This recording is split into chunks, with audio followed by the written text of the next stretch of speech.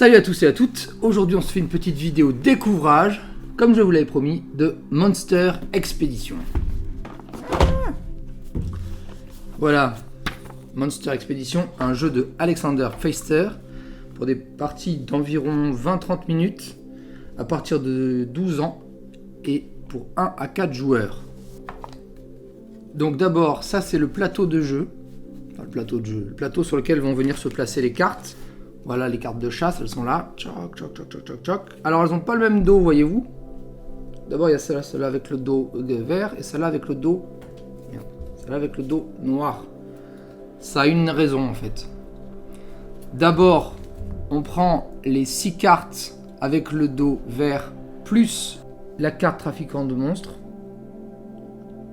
Ça permet, quand on le prélève, et on peut la prélever à chaque fois et la remettre à chaque fois en fait. Ce sont des trafiquants de monstres qui restent là tout le temps de la partie du jeu et on peut prélever 6 cages dans la pioche. Et on les dispose comme on veut sur le plateau de jeu. Voilà, pof, pof. Pof. Voilà, on en a 7 et l'intérêt c'est d'en avoir 10. Donc à ce moment-là, on va prendre les autres cartes avec une cage, pardon. On va les brasser. On les brasse. Voilà, hop là. Et quand elles sont bien brassées, on les pose sur cet emplacement-là, qui est leur place, en fait. C'est l'endroit où il y aura la cage. On re-remplit le plateau avec 3 cartes supplémentaires pour arriver à 10 cartes. Donc on a 6 cartes qui sont les mêmes au départ. La carte de monstre, si on arrive à faire 40 avec les dés, ben on obtient 6 cages qu'on va récupérer dans la pioche.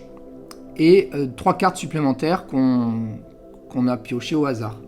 Voilà, donc là, il va y avoir les cartes qui vont être étalées. 6 cartes plus 3 cartes de la pioche. Ensuite, on a les 3 pions.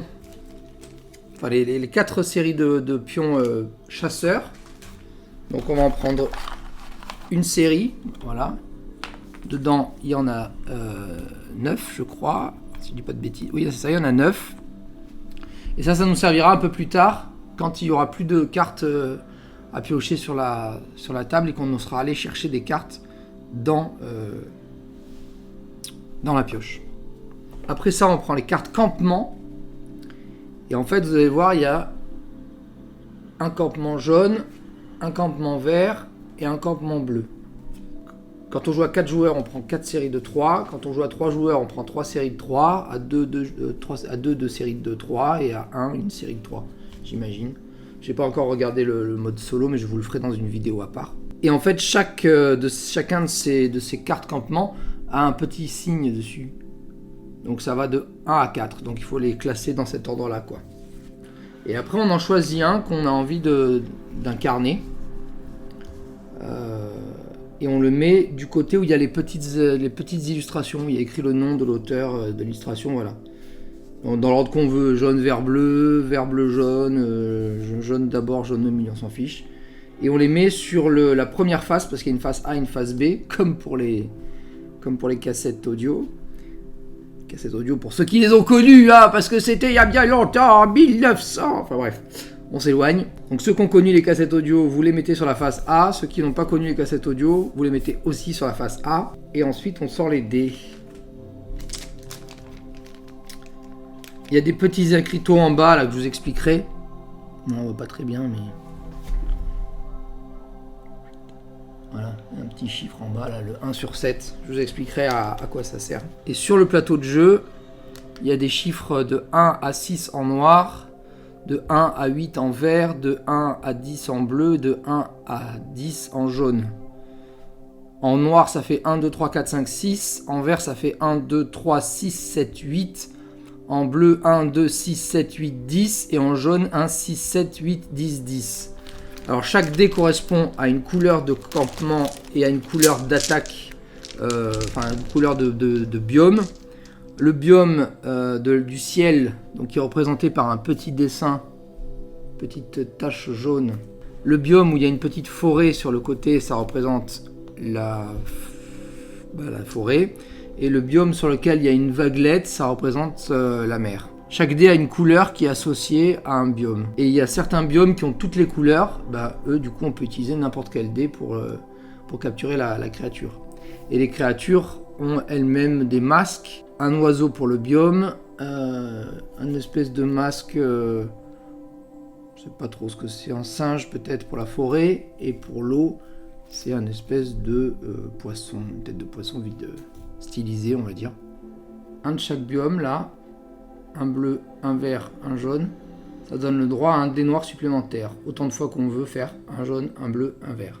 Ensuite, il y a des cartes qui possèdent, je sais pas si on le voit bien là, qui possèdent les trois états de créatures. Donc elles peuvent compter, non pas comme 3 d'un coup, mais comme un de chaque, comme un de ce qu'on veut. Soit bleu, soit vert, soit jaune. En plus, donc on peut avoir comme ça 2 jaunes, 2 verts, 2 bleus, parce que celui-là il comptera pour tout. Et des fois juste multicolore de créatures, mais pas multicolore de biome. Voilà, celle-là par exemple, elle est multicolore de créatures. Il y a les 3 masques, mais le biome il est vert quand même. Au niveau des monstres, ce que j'ai expliqué, les masques des différents monstres. Vert, bleu, rouge. Qui donne droit à un dé noir supplémentaire en lancer quand on en a 3. Sur la carte, juste à droite, en dessous du biome, il y a le nombre de points de victoire que la carte remporte. Sur les toutes premières, il y a un seul point de victoire qui est dessiné. Sur les suivantes, il y en a 2, parce qu'en fait, il y a un point de victoire quand on capture donc dans l'élément, c'est-à-dire capturer dans le biome, et il y a un point de victoire qui correspond à quand on capture des cartes en cage. On récupère la carte dans la pioche de manière encagée, et du coup, on la garde face cachée, et on ne fera jouer que le point de victoire qui est en dessous, donc qui est forcément un peu moins important. Les cartes, elles ont également des sortes de combos, c'est-à-dire que si on a une carte de chaque couleur de biome, on peut rajouter un dé noir supplémentaire au lancer de dés qu'on va pouvoir faire. Avec, il n'y a pas de limite, hein, on peut en faire, moi je crois que j'ai été arrivé avec mon petit garçon à 10. Je lançais 10 dés en plus des dés de couleur, donc j'étais obligé de relancer les dés. En vrai, il y a 3, 4, 5, 6, il y a 8 dés noirs et un dé de chaque couleur. Donc moi je me retrouvais à lancer 10 dés de couleur, 10 dés noirs et un dé de couleur. Très bonne innovation du jeu. Si vous n'avez pas de piste de dés, il y en a une dans la boîte. La boîte a été renforcée, et ça se voit, hein, c'est un peu plus... été renforcée pour accueillir les lancers de dés. Comme ça, on peut lancer les dés. Voilà, parce que quand on lance 10 dés à la fois, ça part dans tous les sens et tout. Donc si on n'a pas de... Si vous avez une piste de dés, une piste de lancer de dés, c'est chouette. Si vous n'en avez pas, Gigamic a pensé à la solution. Une piste de dés inscrite dans le jeu. Et ça, c'est suffisamment intelligent pour le remarquer. On commence par le joueur le plus jeune, dans le sens des aiguilles d'une montre. Donc le premier joueur qui va jouer va choisir un dé de biome, jaune, vert ou bleu, et va lancer des dés noirs par rapport à l'endroit où son campement est positionné. Parce qu'en fait le campement va évoluer, et après il va retourner sur la phase B, on pourra même lancer jusqu'à 6 dés, mais on commence en lançant juste 2 dés noirs, plus un dé jaune, ou plus un dé bleu, ou plus un dé vert. Donc par exemple, là je regarde sur la table, il y a des créatures à 11, à 9, à 12, à 10, à 10, ça c'est les premières, à 8. Et après, par exemple, les créatures qu'on a sorties en dernier, il y a 23, 18 et 15. Donc on les sort pas forcément, mathématiquement parlant, on les sort pas au premier tour. Je vais choisir le biome de la forêt, tiens, le truc à 12, on va tenter un truc à 12. Donc là je lance les 3 dés que j'ai là, le 2 noir et le jaune, d'accord. Voilà. J'obtiens 1, 2 et 8. Sur ces dés-là que j'ai lancés, je vais pouvoir relancer les dés et en conserver forcément un que je vais poser sur ma table de jeu. Donc par exemple, je vais choisir de garder le 8. Mais je peux relancer le 8 si j'ai envie, parce que je peux faire par exemple 10 avec le dé jaune. Il y a 2 phases 10, donc il y a une chance encore de faire il y a encore 2 chances de faire un 10. Donc mettons que je le conserve. Je vais prendre le 2, donc je vais poser mon 2 ici. Ensuite, je vais relancer mes 2 dés. Bon, là j'ai fait 6, donc c'est encore moins bien. Mais du coup, je vais garder la deuxième dé. Le deuxième dé, j'ai fait 4. Oui. Du coup, je garde le 4. Et enfin, je relance mon troisième dé jaune. Et là, j'ai fait 7. Je peux le relancer autant de fois que je veux, tant que je fais... Oui, c'est ça. Donc là, j'ai fait 7, donc je peux le relancer. Et je peux le relancer autant de fois que je veux, tant que je n'obtiens pas le même numéro qu'un des dés que j'ai déjà sorti. Si j'obtiens le même numéro qu'un des dés que j'ai déjà sorti, bon là c'est impossible puisque ça fait 1, 6, 7, 8, 10, 10, donc je prends pas de risque. Mais par exemple, mettons que je joue avec un autre dé, avec le dé vert et j'obtiens un 2, je vais devoir perdre la face de dé la plus haute que j'ai obtenue précédemment. Donc là par exemple si je faisais un 2, et ben je perdais mon 4, qui était le dé le plus haut que j'avais obtenu. Et j'étais obligé donc de perdre mon 4, et je l'avais plus pour le compte final. Par contre, je peux relancer le dé jaune autant de fois que je veux, mais bon, quand on a beaucoup de dés, après il y a un risque de perdre de plus en plus de dés, quoi. Au début, à 2, 3, c'est facile, mais après, quand on a 4, 5, 6 dés, c'est plus compliqué parce qu'on peut obtenir très vite des triplettes, donc on est obligé de les garder. Ah oui, si on obtient une triplette par exemple de 4, on est obligé de garder la triplette. Si on choisit de garder la triplette de 4, on est obligé de garder la triplette de 4. On peut pas dire je prends un 4 et je relance 2 autres 4. Ça, c'est interdit dans le jeu. Donc là, par exemple, j'ai 8 avec mon jaune, 4 avec mon noir et 2 avec mon noir. Donc 8 et 4, 12 et 2, 14. Donc avec 14, je peux prélever dans le biome de ciel le Kukajei. Parce que lui, il coûte 12 points de dé. Donc avec ces 12 points de dé, j'obtiens de quoi payer cette carte. Et là, il me reste un dé à 2. Et avec ce dé à 2, en fait, sur chaque campement, il y a un chiffre qui correspond au biome. Donc 3, c'est le vert. 2 c'est le bleu et 1 c'est le jaune. Et ça c'est pareil pour tous les niveaux. Enfin pour tous les joueurs. Donc ça c'est les valeurs de dés qu'on obtient pour pouvoir les changer, les faire tourner. 1, 2, 3. Dès qu'on obtient ces valeurs de dés là avec un dé de couleur ou avec un dé noir, et bien à ce moment-là on peut décaler son campement de une case vers la droite. Pour certains joueurs, il y a un chiffre parfois qui est en dessous, qui est comme une fraction, il est dessiné en dessous d'un des biomes. Donc par exemple là j'ai un 7 avec 2 personnages qui se font face.